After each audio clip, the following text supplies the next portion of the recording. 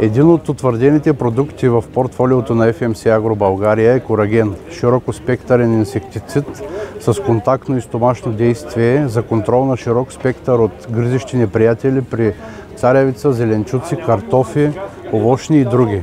Кораген има уникален начин на действие, който предизвиква бързо нарушаване на мускулната функция, парализа и смърт на насекомите. Кораген действа както върху яйцата, така и върху новоизлюпените ларви.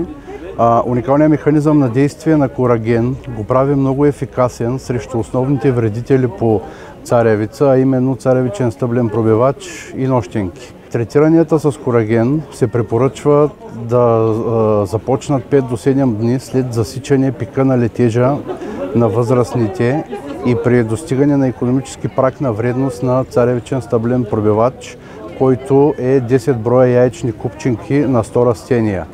В зависимост от климатичните условия и спецификите на отделните региони, пика може да бъде засечен след седмилис до изметляване на царевицата. За точно отчитане на този пик и извеждане правилната борба е необходимо да бъдат поставени феромонови уловки.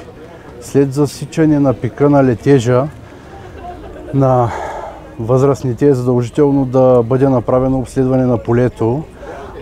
Ако няма заложени феромонови уловки, се препоръчва обследването да се направи съответно след наблюдаван засилен летеж на възрастните. Отново критерий за препоръчителното третиране е достигане на икономически праг на вредност на вредителите. По принцип само едно третиране с Кораген обикновено е достатъчно, за да защитят царевичните култури от всички основни вредители от разред Лепидоптера.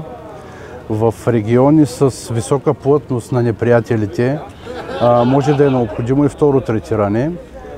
Кораген се предвижва трансламинарно в царевичните растения и има удължено последействие, като запазва високата си активност 14 до 21 дни след третиране.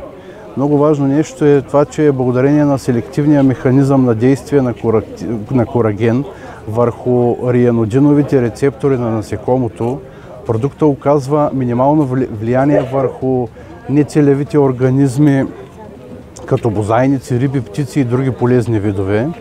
А когато се прилага в съответствие с препоръките на етикета, Кораген не оказва вредно въздействие върху полезните видове насекоми, като калинки, златоочици, серфидни мухи, хищни акари, пчели и други.